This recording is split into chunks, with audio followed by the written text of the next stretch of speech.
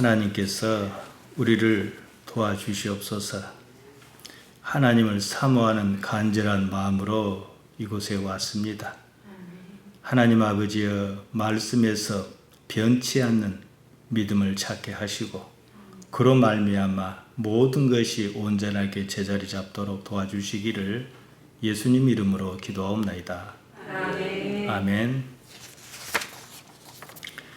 주보에는 자기 부정이 없으면 이랬는데 내용상 맞습니다. 근데 이제 제가 주보를 설교 제목을 미리 정해놓게 하는 게 아니라 다 준비해놓고 하거든요. 오늘 말씀 제목은 자기가 믿고 싶은 것을 믿는 기독교 부제로 그렇다면 죽지 않으면 행복할까 말씀드리려고 합니다. 우리가 종교를 가지는 이유가 뭐겠습니까? 불안하기 때문이에요. 종교의 기반은 불안입니다. 종교는 불안한 것을 불안을 먹고 삽니다. 삶에서 불안감을 주는 요소가 아무것도 없다고 한번 생각해 보십시오. 그냥 행복합니다. 편안해요. 손도 만져도 이상하게 느끼는 게 없어요. 그러면 누가 교회를 올까요? 딱 거기까지예요. 딱 거기까지가, 그러니까 그 이유는 중요해요. 그래 놓고 그 다음으로 나가야 하는 것이죠. 어떤 사람은 교회 잘 나왔는데 불안이 사라졌어요. 복 받았습니다. 그러니까 신앙생활을 이상하게 하는 거예요. 궁극적으로 인간은 자기를 뛰어넘을 때 불안의 문제를 해결할 수가 있습니다. 어떻게 자신을 뛰어넘을 것이냐? 죽는 것밖에는 방법이 없어요. 죽기 전까지는 불안하다 이 말이지요. 삶이 있는 한 불안을 떠안고 살아야 합니다. 그 어떤 것도 불안의 문제를 해결해 주지 못합니다. 있다면, 죽지 않고 이 삶에서 있다면 하나님과 어떠한 관계냐, 올바른 관계냐, 이거밖에는 없습니다. 제가 몇 주 사이에 어리석은 부자 비유를 말씀드렸습니다. 부자는 평안하다 그랬는데 뒤집어서 보면은 불안하지 않다. 불안할 요소가 이만큼도 없다 이 말이거든요. 재물이 많기 때문에 불안할 일이 없다. 자기 영혼, 후식해가 만족한다 이랬습니다. 누가복음 12장 19절입니다. 또 내가 내 영혼에게 이르되 영혼아 여러 해에 쓸 물건을 많이 쌓아두었으니 평안히 쉬고 먹고 마시고 즐거워하자 하리라 이랬다는 겁니다. 예수님께서 말씀하십니다. 하나님께서 이르시되 어리석은 자여 오늘 밤에 내 영혼을 도로 찾으리니 그러면 네 예비한 것이 네 것이 되겠느냐 하셨으니 자기를 위하여 재물을 쌓아두고 하나님께 대하여 부여치 못한 자가 이와 같으니라. 영혼, 푸시케가 만족, 평안했던 이유는, 불안하지 않았던 이유는 재물이 많아서 그랬다는 거예요. 그러니까 재물을 믿은 거죠. 푸시케는 숨쉬단 말 푸시코에서 왔는데 히브리어랑 네페시 똑같습니다. 뜻이요. 때문에 푸시케를 목숨이라고 번역하기도 해요. 근데 이 편이 더 좋습니다. 재물이 많으니 사는 것이 평안하다. 이제부터는 불안하지 않고 걱정 없이 살 것이다. 이 말입니다. 재물이 없으니까 그런 거예요.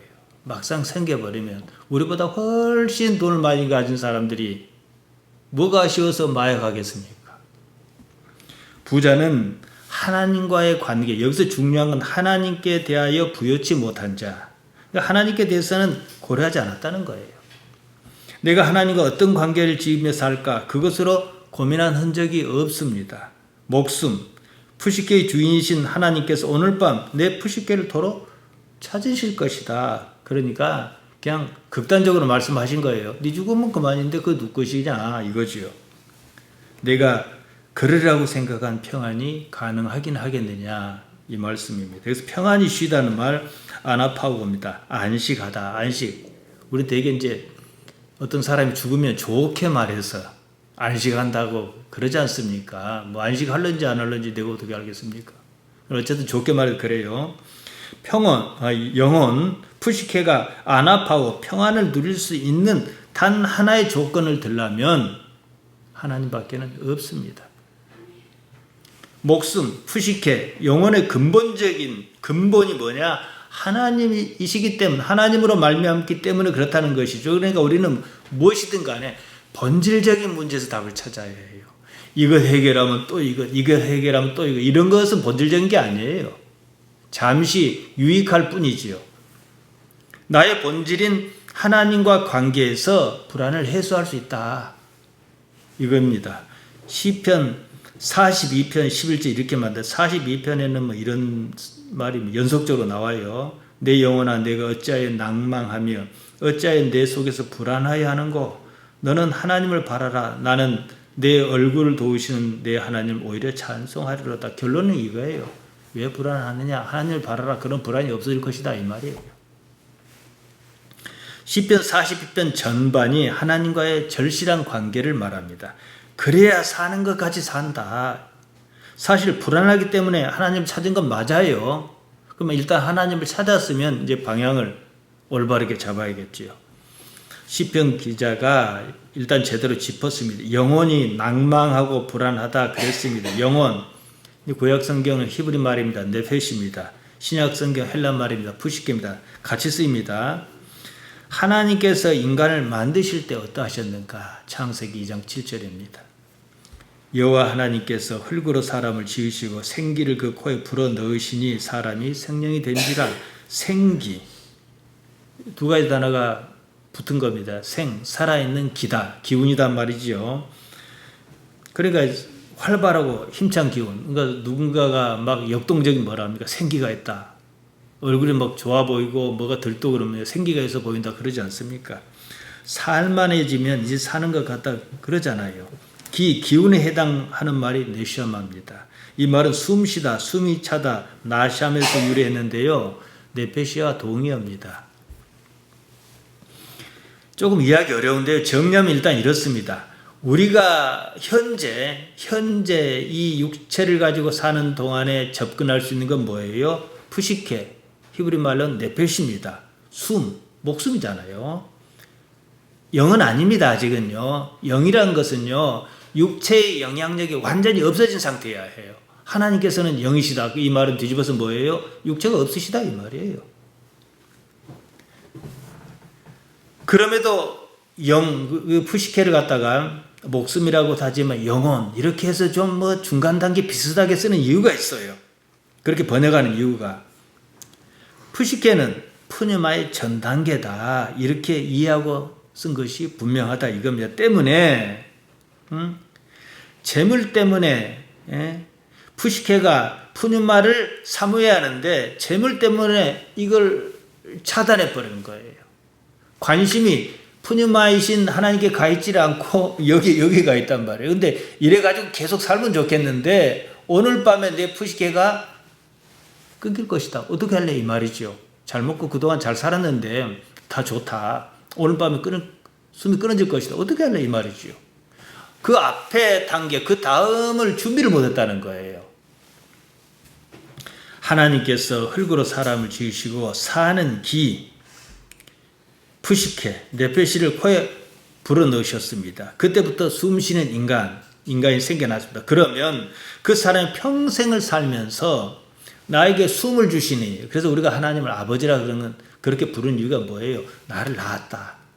이 뜻이잖아요. 그러니까 나에게 숨쉬는 인간, 평생을 살면서 하나님과 좋은 관계, 나에게 생명을 주신 그분과 좋은 관계, 올바른 관계를 추구해야 하는데 그냥 부자 같은 사람이 그냥 숨만 쉬고 살았다. 이 말이잖아요. 부자는 오늘날 대부분의 사람을 나타냅니다. 부자가 아니어도 뭐 부자가 되고 싶어 하잖아요. 부자가 되지 말라는 게 아니라 관심이 어디 있느냐 이거지요. 하나님과 어떤 관계를 맺을 것이냐 그거 말고 자기 생각에 따라 재물로 안식을 구하려고 한다는 말이죠. 말은 하나님 어쩌겠지 사실은 다들 믿고 싶은 것을 믿어요. 그 때문에 인생이 곁들어 셉니다. 인생이 곁들어 세니까 어떻게 해요? 하말의 대화가 사라지지 않죠. 그래서 불행한 겁니다. 흙으로 빚은 이 육신은 때가 차면 죽습니다. 그것으로 할 일이 끝나요. 그 이상의 경지, 푸뉴마, 히브리 말로 루하흐, 그 경지로 나아가자. 이것이 성경이 말하는 인생의 목적이에요. 우리가 무엇 때문에 무엇과 씨름합니까? 삶과 씨름해요. 사는 문제와. 그런데 좀 더 크게 봅시다. 이 삶을 누가 주신 거예요? 하나님께서 주신 거잖아요. 그러니까 하나님과 씨름하는 거예요. 야곱이 하나님의 사랑과 씨름하다가 환도뼈가 위골당했다는데 그 얘기지요. 지난 시간에요, 제가 극단적인 경우를 예를 하나 들었습니다. 절벽 위에 올라선 사람 얘기를 했습니다. 높은 절벽 위에 한 사람이 더 걸터 앉았다고 우리도 상상할 수 있습니다. 그 사람은 불안합니다. 불안의 요인은 두 가지입니다. 하나는 여기서 떨어지면 어떡하지 해서 불안한 것이고, 다른 하나는 내가 잘못 생각해서 뛰어내려 버리면 어떡하지 이래서 불안합니다. 전자는 위험 신호에 대한 반응이 불안의 감정으로 나타난 것이고, 이제 신체가 그래요. 그런 게 없으면 아무데나 함부로 지나가다가 떨어져 죽고 그러지 않겠습니까? 후자는 자유의지에 따른 선택에 따른 불안입니다. 혹시나 선택을 잘못하진 않을까 해서 불안한 거예요. 두 가지 경우 모두 다 공통적인 게 있어요. 무엇이 불안감이라는 그것을 주느냐? 죽음입니다. 죽을까 싶어 그런 거예요. 뒤집어서 봅시다. 절벽에서 떨어져도 100번을 떨어져 다 산다 그럽시다. 하나도 안 다치고. 뭐 그런 일이 있는지 모르겠지만, 그러면 그 위에서 불안할 이유가 뭐가 있어요? 떨어져도 안 죽는데 말이죠. 어떤 경우에라도 죽음이 없다 합시다. 절벽에서 떨어지든 말든 불안하지 않습니다. 그런 상황이라면 실수에 대한 부담감도 없습니다. 마음 놓고 실패할 수도 있습니다. 실패조차도 다른 거 하나를 더 배우는 과정일 뿐이잖아요. 불안을 받쳐주는 것은 욕구, 생존 욕구, 죽지 않으려는 욕구입니다. 때문에 불안이 문제가 아니에요. 죽음입니다. 우리는 기독신앙을 가졌기 때문에 이 죽음의 문제를 반드시 해결해야 해요. 죽음은 극복해야 합니다. 그것을 기반으로 종교가 생겨났습니다. 죽음에 대한 나름대로의 이유가 분명해야 이왕 사는 이 삶의 불안감을 어떻게 완전히 없이 하지는 못한다 할지라도 조절은 할 수 있어요. 그렇게까지 불안하지도 않고요. 우리가 알지만은 불교가 어떻게 생겨났습니까? 생로병사에 대한 왜 그런 일이 있는가? 이래서 생겨났지 않습니까? 부처님이라고 우리 흔히 부릅니다. 고타마가 성입니다. 고타마 시타르타의 출발점 이것이었습니다. 부처님 역시 80의 나이에 죽었습니다. 죽음을 해결한 건 아니에요. 해결했으면 안 죽지 왜 죽습니까? 나름대로 이해했습니다. 이거 예수님과 비교하자는 게 아니에요. 자신이 이해한 바, 깨달은 바, 그것을 전하려고 했습니다. 이걸 절에서 뭐랍니까? 불법이다 이거지요. 그래서 여러 가지 얘기를 막 썼습니다. 예수님께서는 죽음의 정면으로 맞서셨습니다. 십자가에 달려 절망하셨고 죽어버리셨습니다. 왜 제가 죽어버렸다 이 말씀을 드렸냐면은 안 죽을 수 있었잖아요. 알고 계셨잖아요. 근데 피하지 않으셨다는 거예요.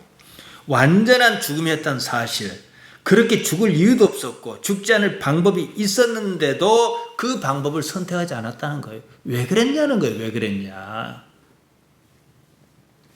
예수님의 십자가 사건을 다른 각도에서 본다면 그분에게, 사람의 아들 그분에게 죽음보다도 더 큰 가치가 무엇이었느냐?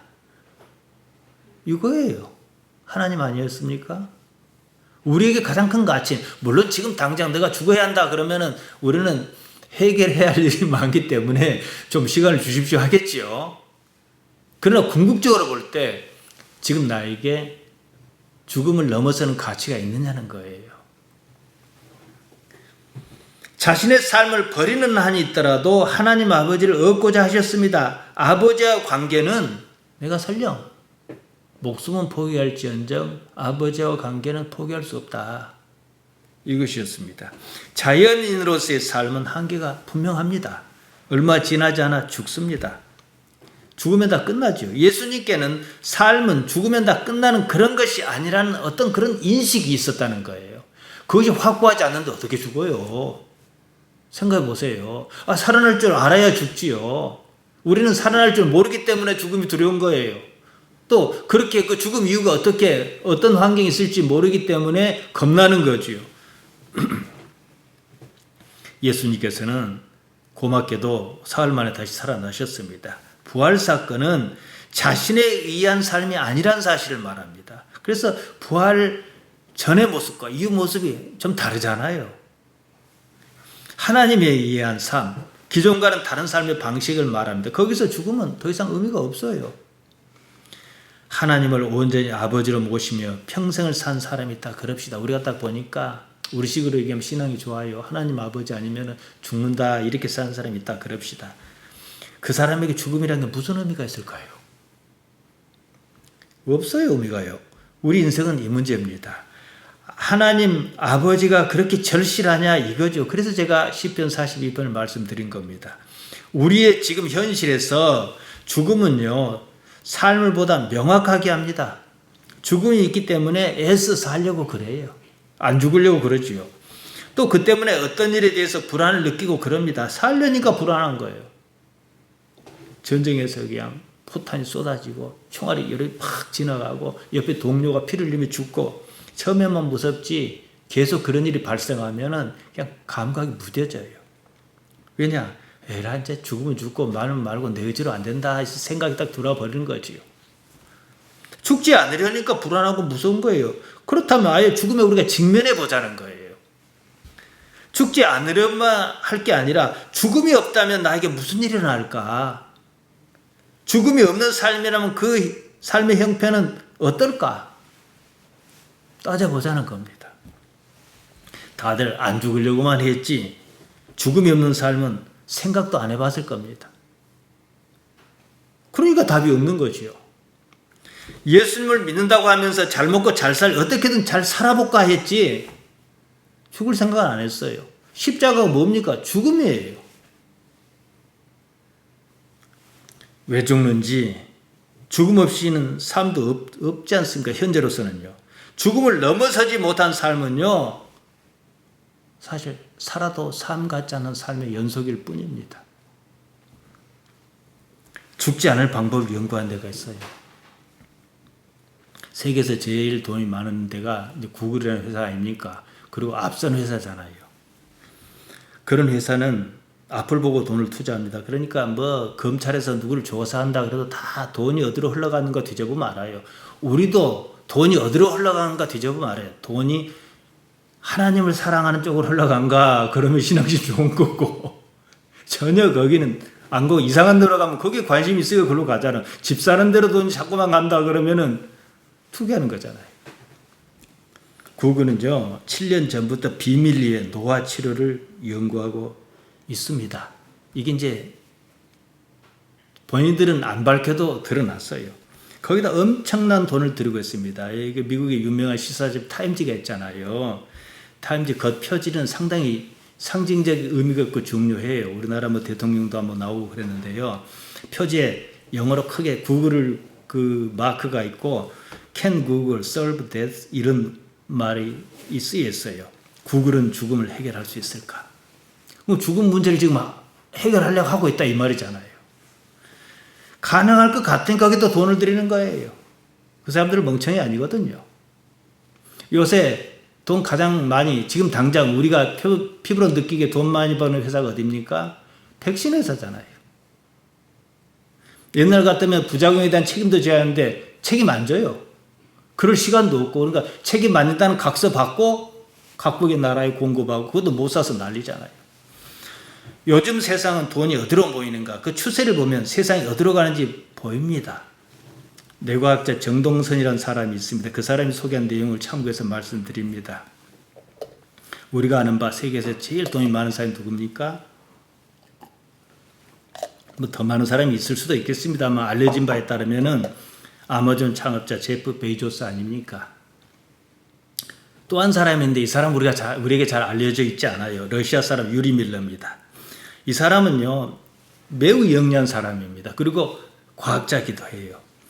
그 사람이 초기에 투자한 회사가 페이스북, 왓츠앱, 트위터, 에어비앤비, 스포티파이, 알리바바 다 성공했잖아요. 유리 밀러는 세상에서 돈 냄새를 가장 잘 맡는 사람이라 보면 맞아요. 그 사람이 새롭게 돈 냄새를 맡았습니다. 그래서 제프 베이조스와 함께 돈을 많이 들여서 노화를 치료하는 연구소 알토스 랩스를 만들었습니다. 노화를 치료한다. 죽음을 늦추겠다는 게 아닙니다. 치료하겠다는 거, 치료한 건 고친다는 거예요. 죽음을 없이 하겠다는 거죠. 노아의 끝이 죽음 아닙니까? 보통은 늙는다고 죽어요. 죽음 문제를 치료하겠다, 해결하겠다는 겁니다. 노아를 질병으로 본 겁니다. 가능하니까 거기다 돈을 억수로 쏟아붓는 것 아니겠습니까? 전혀 과학자는 어떻게 합니까? 저게 아무래도 가능할 것 같아요. 감이 딱 와요. 그랬을 때 연구에 매진하는 겁니다. 근데 내가 과학자의 식견으로 전혀 가능성이 없어요. 그럼 돈 안 써요. 어느 정도 가능하니까 한 거지요. 근데 여기에 참여한 과학자를 보면 정말로 그럴 것 같아요. 화려합니다.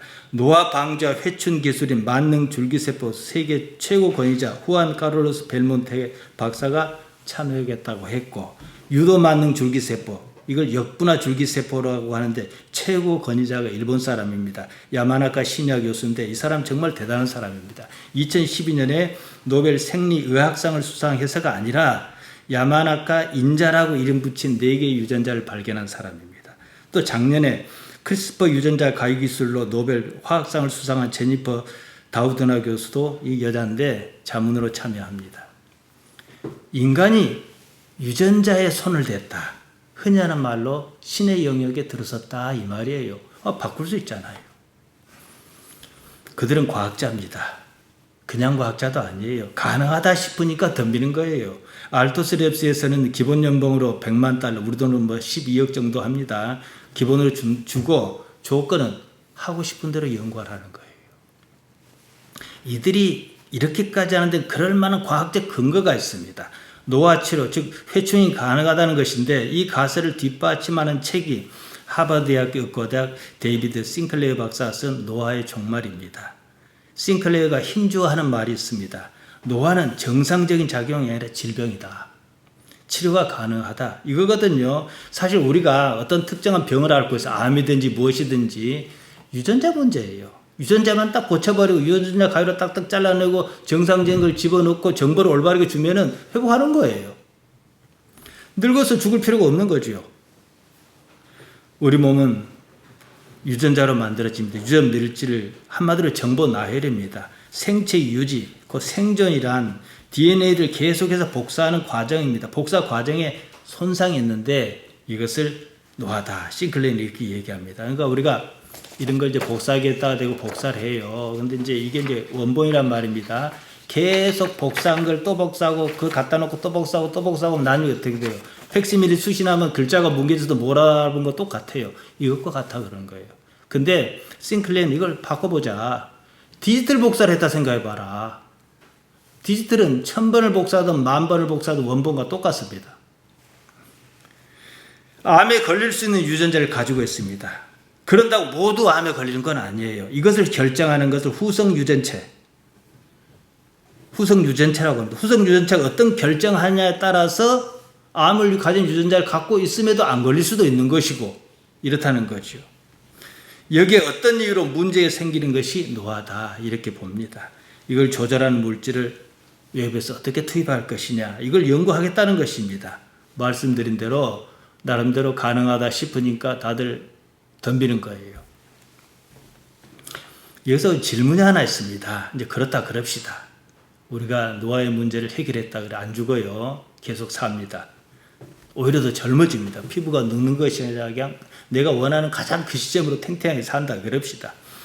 늙지 않는 것이 과연 좋은 일일까?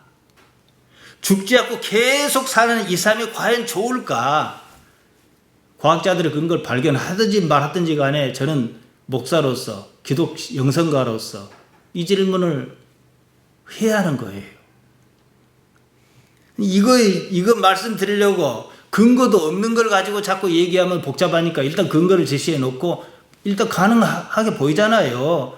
그렇다고 먼저 앞서 가놓고 우리가 다시 생각해 보자는 거예요. 안 아프고 건강하고 뭐 돈도 풍성해요. 앞으로도 그럴 거니까요. 이게 과연 행복한가? 죽음 문제를 해결했다 합시다. 아무도 죽지 않습니다. 그러면 계속 태어나는 아기는 또 어떻게 할 것이냐? 그게 아니더라도요. 수명이 길어지고 죽음 문제를 점점 해결하면 갈수록 아기를 안 낳습니다. 지금 보세요. 살만하니까, 살만하면 애를 안 낳으려고 그래, 이상하게요. 유전적으로도 그래요. 어렵고 힘들고 일찍 죽을 때 애를 많이 낳았어요. 뭔가를 남겨야겠다. 이게 유전적인 거거든요. 먹고 살기 힘든 시대보다 먹고 살기 좋은 시대에 아기를 더 안 낳습니다. 일찍 죽는 시대 더 많이 아기가 태어났어요. 죽지 않는데 아기를 낳으려 할 것인가? 지금이 그 앞선 단계라는 거예요. 아기가 삶의 일부 내지는 보상은 아니에요. 이제 골칫거리지요. 100일도 채 지나지 않았는데 어린이집에다 던져놓고 갑니다. 귀찮은 거예요. 다음 단계가 아예 이제 아기를 안 낳겠다. 둘만 잘 살겠다. 그럽니다. 여기저기서 그런 조짐이 보이지 않습니까? 죽지 않는다면 더 그럴 겁니다. 내가 죽는다는 사실은 나에 관한 무엇을 남기겠다는 생리적 욕구, 이게 유전인자에 있어요. 이렇게 작동하잖아요. 그조차도 생존 욕구의 일부라는 거예요. 세상에는 아이도 있고 젊이도 있고 장년도 있고 노인도 있고 골고루 있어요. 우리가 교회가 교회 같지 않다는 거예요. 교회는 까나님도 시작해서 주력 아이도 있고 이거 다 있어야 돼요. 우리는 한 층만 딱 있잖아요. 가장 팔팔한 나이대 부류만 있어요. 결혼하고 아이를 낳고 자연스럽게 늙어 이런 것이 없어요. 각각의 삶은 그때만의 고유한 가치가 있어요. 태어나면 태어났을 때, 어렸을 때 자라고 결혼하고 아기 낳고 키우고 그러는 각각의 모든 과정이 가치가 있습니다. 죽음조차도요. 죽음 문제를 해결한다는 것은 질병으로 인한 고통 문제도 없다. 이 말이거든요. 계속 그렇게 사는 삶이 과연 행복할까? 우리는 이 의문부터 풀어야 해요. 행복이라 하는 것은 바로 그 단계에 도달하기 전까지의 환상입니다. 집 없이 수십 년 살았어요. 그러다가 집을 어떻게 샀어요. 얼마나 행복했어요. 그럼 1년 살고 2년 살아도 계속 행복하냐? 안 그러거든요. 도달하기까지예요. 막상 도달하고 나면 그때뿐입니다. 신기루처럼 다시금 저만치 있어요. 행복이요. 아무리 좋은 일도 그 상태를 일정하게 계속 유지하는 것은 결코 행복으로 다가오지 않습니다. 익숙한 것은 일단 편합니다. 그래도 좋은 것은 아니에요. 새로워야 좋다 생각합니다. 그런 시대에 이르면 너도 나도 사는데 진짜 아이고 징그럽네 이럴 거예요. 안 아파도요. 먹고 사 배를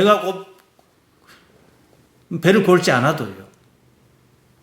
그때는 오히려 늙어가는 과정이 그리워질는지도 모릅니다. 그런 줄 모르고 알토스 랩스에서는 이런 걸 연구하려고 할까? 그들은 또 아주 과학자적인 답을 내놓습니다. 기술이 그런 문제를 만든다면 그 역시 기술이 해결해 줄 것이라고 믿는다. 최선의 답입니다. 왜냐? 과학기술은요, 발달이란 것은 막을 수가 없어요. 오는 것을 어떻게 이해하고 해소하고 관리할 것이냐 이 문제지요. 지금 저의 관점은 그렇습니다. 저는 그런 기술을 반대하거나 환영하거나 그러지 않습니다. 기술의 진보는 인간이 살아있는 한 끝이 없습니다. 시대를 거꾸로 돌릴 수 없잖아요. 다만 어느 시대에 살건 삶의 가치를 제대로 알고 그것을 쫓아 사느냐 이거지요. 종교는 과학적이지 않는 것처럼 생각하는 사람이 아주 많습니다. 좀 심하게 말씀드리면 무식해서 그런 거예요. 머리로 이해할 수 없는 부분이 있기 때문인데요. 예수님께서 무리로 걸으셨다든지 오병이의 기적을 일으키셨다든지 그 일은요. 지금 현 시점에서는 이해가 불가능해요. 그렇지만 이렇게 사람도 안 죽게 만든다는데 어느 시점에 이르면은 그건 과학적인 사실로 계산으로 풀이할 수 있는 것이라는 생각을 충분할 수 있지 않습니까? 그때는 신비가 아니에요. 과학이지요. 모르니까 신비스러운 거예요. 모르니까 모르는 말을 자꾸 해대는 거예요. 신비란 아직까지 논리적으로 증명하지 못한 단계다. 이겁니다. 우리 이해 영역 바깥에 있습니다. 지금 당장은 이해할 수 없더라도 나중 어느 날에는 이해한 날이 반드시 옵니다. 이해할 수 있고 논리적으로 설명이 가능하다면 그때는 아무것도 신비롭지 않습니다. 그래서 로고스, 말씀이라 번역한 말은 영어로 로직이에요. 논리입니다. 하나님의 논리를 말하는 거예요. 완벽하죠. 하나님께는 신비가 없어야 하잖아요. 우리에게는 모르는 게 많은 게 신비롭지만 하나님께서는 신비롭지 않잖아요. 하나님 당신 입장에서는 다 과학이잖아요. 지금 우리는 손바닥에 TV를 들고 다닙니다. 스마트폰이 TV보다 더한 거예요. 방송만 잡는 게 아니라 옛날에 했던 거 다 볼 수 있어, 돈만 내면요.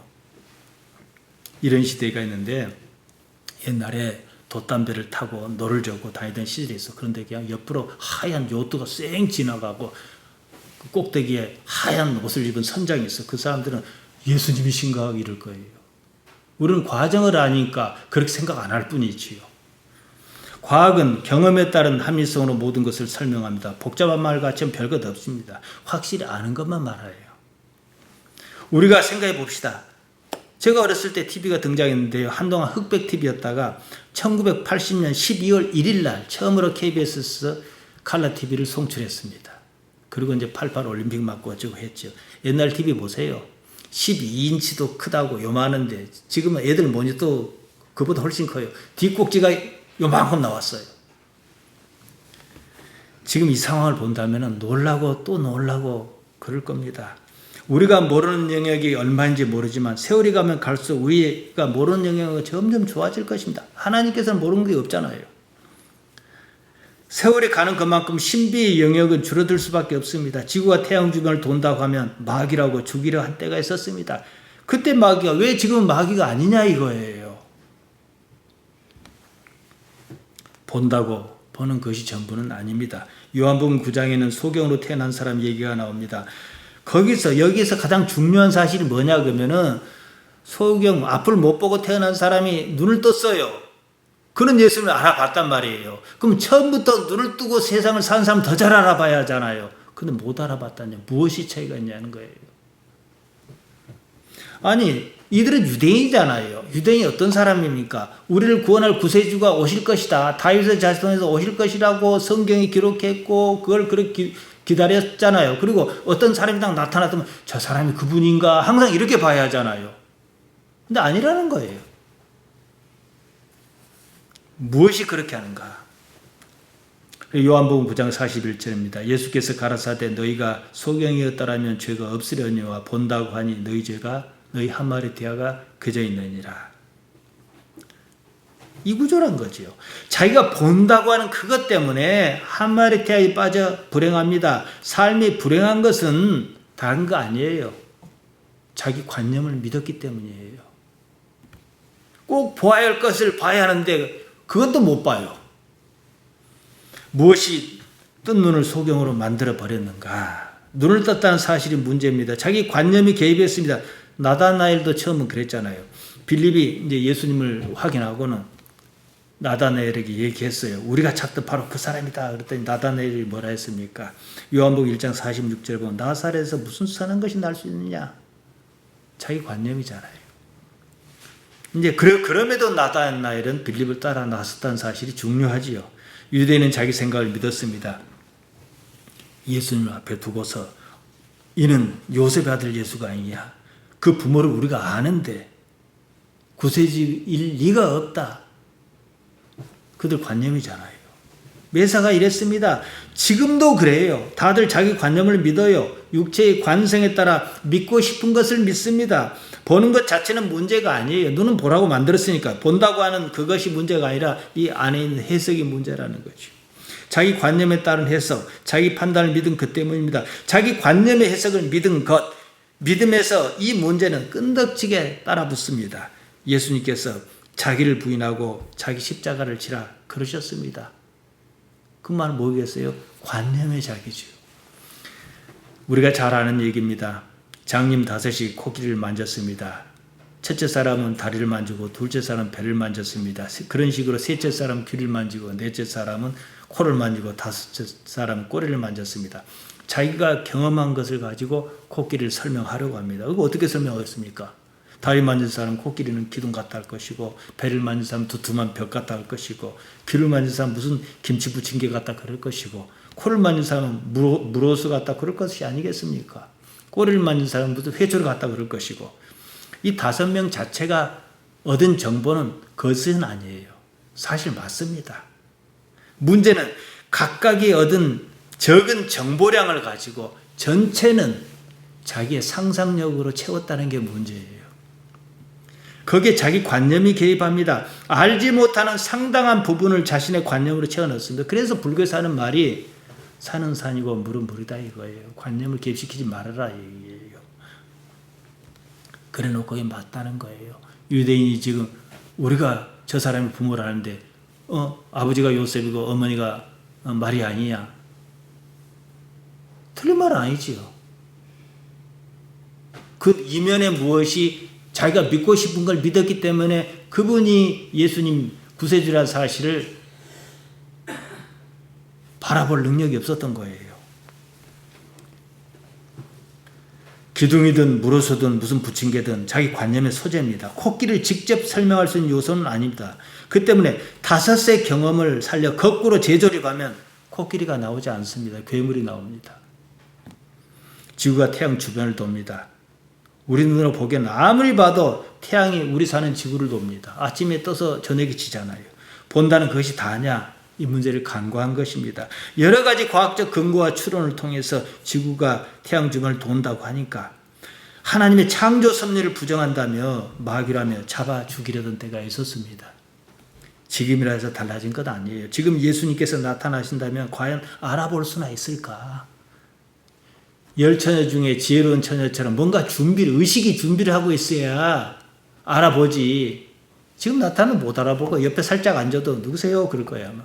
왜냐? 자기가 믿고 싶은 바는 이쪽이니까. 어떤 이는 교회 다녀도 심지어 교회를 맡아 목회해도 예수님 믿지 않습니다. 그럼 무엇을 믿느냐? 자기 관념을 믿습니다. 자기가 믿고 싶은 것을 믿습니다. 믿고 싶은 건 다른 거 아니에요. 욕망입니다. 폴란드 천문학자 코페르니쿠스가 태양계의 변화를 연구한 결과 지구가 태양 주위를 돈다는 지동설을 주장했습니다. 과학계는 물론 종교계까지 큰 충격에 빠졌습니다. 이탈리아 천문학자 갈릴레이가 망원경을 발견해서 천체를 관측했습니다.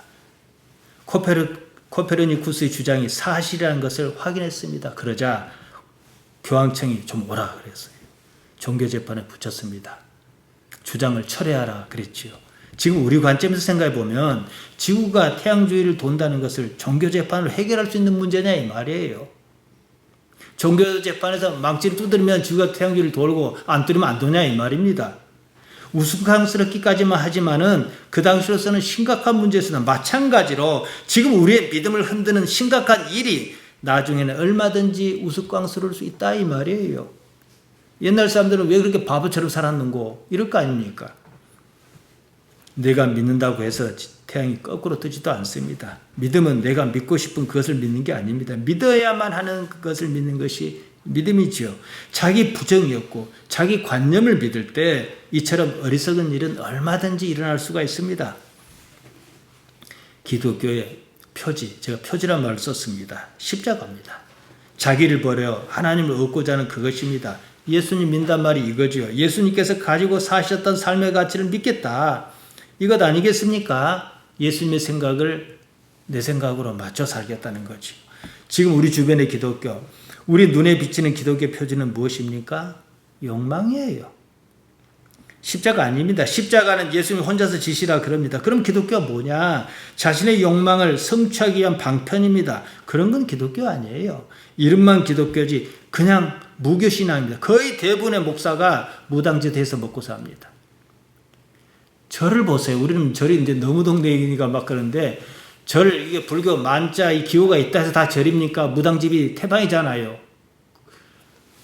어느 쪽에서 기독교를 보면 그렇게 보이는 거예요. 십자가만 천지 빨갛게 있지 다 무당집이에요. 자기 부정이 없는 기독교는 있을 수 없습니다. 하나님께서 원하신다며 자기가 믿는 그것이 사고를 치고 수없이 많은 사람을 죽였습니다. 지금도 여전히 이 문제를 해결하지 못하니까 교회가 시끄러운 거예요. 교회와 전두환 안 어울리잖아요. 그 사람을 교회에 불러다가 교인들로 박수치게 하고 칭송한 큰 교회의 큰 목사가 있습니다. 누구를 미워하란 말은 아니에요. 쿠데타를 일으킨 무리가 자기들끼리 쿠데타 잘했다고 자축하는 자리에 참석해서 축복하며 기도한 큰 교회 큰 목사가 있습니다. 저는 그 일이 옳다 그러다 이걸 지적하라는 게 아닙니다. 그만큼 자기가 믿고 싶은 것을 믿다가 보니까 거기까지 간 거예요. 괴물스러운 광경을 낳았죠. 그들은 공통적으로 기독교 보수신앙을 자처합니다. 앞뒤가 안 맞아요. 보수라면 더더욱이 그럴 수가 없는 거예요. 예나 지금이나처럼 자기 부정이 없는 믿음이 얼마나 어리석은지, 얼마나 사회에 많은 해악을 입히는지 모릅니다. 탈레반이나 알카에다가 다 그러지 않습니까? 탈레반 알카에다에게서 알라 믿지 말라. 어디나 우리가 그러면 알라 안 믿겠어 하면 그런 사고가 날까요? 탈레반 최고 지도자는 자기 아들 몸에 폭탄을 두르고 자살폭탄 테러를 시켰다고 합니다. 이게 보통 믿음입니까? 믿음만 없으면 세계는 이렇게 불행하지 않아요. 2018년 여름 우리 교회에서 서울 장석교회 청년부 수련회가 있었습니다. 제가 여러 날 집회를 인도했는데요. 당시 이제 장신대 신대원 다니던 이민우 전사가 이런 말을 하더라고요. 자기 학교 교수가 그러는데 앞으로 강단은 이과 학생을 설득하지 못하면 방법이 없다 그러더라고요. 그러니까 애들로 말한 거예요. 무식하면 방법이 없다 이 말이에요. 이제 최근에 고등학교 문과이과가 없어졌습니다. 일본하고 우리나라만 있던 거예요. 그럴 이유가 없는 거예요. 근거가 없는 믿음, 논리성 없는 그런 이야기가 앞으로 먹히지 않는다 이 말이죠. 과학은 종교의 대척점에 있지 않습니다. 종교는 과학 위에 있어야 해요. 다만 아직 모르는 일이 있고 하나씩 우리는 알아가는 것이고 맞춰가는 겁니다. 모든 것을 다 아는 날이 온다면 신비롭다는 말은 사라질 것입니다. 종교라는 말 자체가 필요하지 않을 거예요. 지난 시간에 말씀드렸습니다. 우리는 지구가 태양 주변을 도는 것을 한 번도 본 적이 없습니다. 우주선을 타봤어야 보지요. 태양이 동에서 떠서 서로 지는 것만 봤습니다. 우리의 감각 체계로 보면 눈을 씻고 보아도 태양이 지구를 돕니다. 여기서 나는 나의 판단을 뒤집어야 합니다. 정확히 말씀드리면 나의 판단을 뒤집을 만한 근거를 내가 갖고 있느냐는 거예요. 내가 보고 느낀 바로 그것이 사실 아니라고 말할 만한 것이 있어야 합니다. 육체의 감각을 그대로 믿을 수 없다는 거예요. 다른 기준이 필요합니다. 그 기준이 뭐냐? 하나님께 익숙해 있느냐 이 말이에요. 길이 들었느냐 이거죠. 삶으로 논리 이상의 논리, 과학 이상의 과학, 심지어 나의 판단조차도 뛰어넘는 무엇, 그로서 한 점 의심 없는 나름의 기준점을 가지고 있어야 합니다. 그제 조용기 목사가 죽었습니다. 뇌출혈이었다고 합니다. 그는 한 시대에 교회를 부흥시키는 것만 놓고 봤을 때 한 시대에 자기 역할을 했습니다. 목사로서 어차피 죽을 거니까요. 목사로 제가 바라는 게 있습니다. 여기서 조용기 시대가 끝났으면 좋겠습니다. 조용기 시대는 복의 시대, 복이 절실한 시대, 복을 빌어야 사는 시대, 기복의 시대, 복 받아야만 하는 시대였습니다. 사는 것이 하도 힘들어 어떻게 복을 받아야 했어요? 이제 그 시대는 아니거든요. 우리는 지금 노동 없는 시대에 들어섰습니다. 우리나라는 로봇 점유율이 세계에서 가장 높은 나라입니다. 독일보다 2배나 높습니다. 기술이 발달해서가 아니라 독일은 너무 로봇이 음식점 배달도 하고 다 해버리면 고용이 유지하기 힘드니까 이게 조절을 해요. 근데 우리나라는 아직 거기까지는 못 하다 보니까 그냥 마음대로 다 해버린 거예요. 그만큼 일자리가 줄어들죠. 산업혁명 때보다 더 심각합니다. 그렇다고 로봇을 마냥 거부할 수도 없어요. 추세니까요. 사람이 할 일은 뭐예요? 앞으로요? 노는 일밖에 없어요.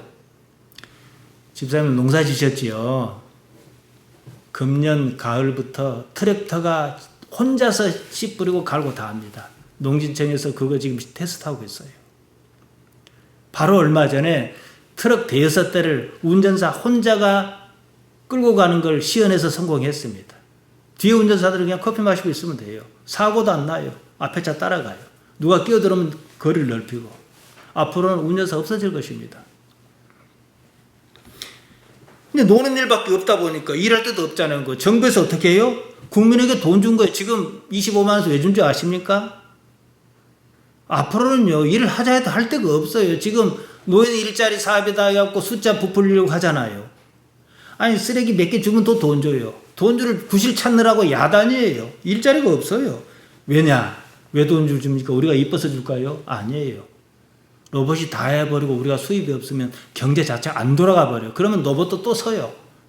그러니까 억지로라도 돈을 줘가지고 자꾸 돌리려는 거예요.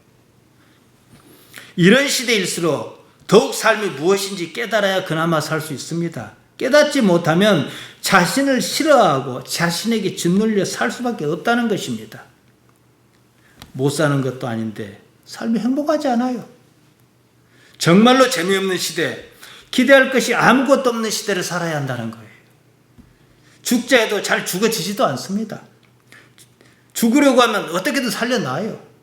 요양원에 가면 어떻게든 주사를 놓고 살려놔요. 그래야 돈이 들어오니까. 선뜻 죽을 수도 없어요. 무슨 생각해서 내가 죽겠다고 마음을 먹어서 밥도 안 먹어버리고 놀라고 놓지 마라 그러고 이랬다 그럽시다. 죽음 다음에 대한 그림이 없는데 어떻게 또 죽어요? 지옥이지요. 지옥은 저기 죽어서 가는 게 아니라 이 삶 자체가 원래 지옥이에요. 지옥에서 벗어나자는 게 예수님 믿는 신앙이지요. 우리 신앙은 별것 아닙니다. 내가 사는 이 삶에서 하나님을 어떻게 인지할 것이냐 이거죠. 내가 이 세상을 사는 동력이 무엇이냐? 돈이냐? 그 동력이 하나님이냐? 무엇을 바라 사느냐 이겁니다. 삶은요. 죽어도 문제고 안 죽어도 문제입니다. 죽는다면 그 너머를 알 수 없으니까 두렵고 안 죽으면 지루해서 죽겠고 다 지옥이에요. 이런 상황에서 무엇이 가장 가치 있는 삶이냐, 무엇이 진정으로 행복한 삶이냐 생각해야지요. 다시 시편 42편 11절을 말씀드리면서 끝맺겠습니다. 내 영혼아, 내가 어찌하여 낭망하며 어찌하여 내 속에서 불안해하는고. 너는 하나님을 바라라. 나는 내 얼굴을 도우시는 내 하나님을 오히려 찬송하리로라. 물론 시편 기자가 이 말을 했던 당시에 자기가 하나님을 열망하는 것과 세상이 그러지 못한 것에 대한 것 때문에 한 건 사실이에요. 그러나 큰 틀에서 보게 되면은 결국 남는 건 내 영혼은 하나님 바라라 이거예요. 어느 상황에서든지 간에요.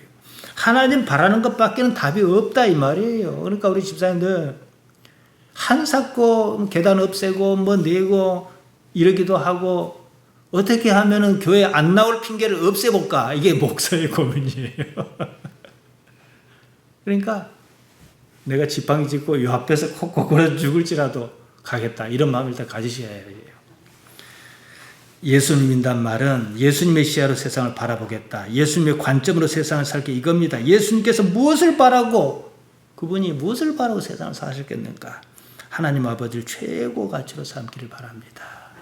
하나님 우리 아버지 모자라고 모자란 우리를 택하여 주셨습니다.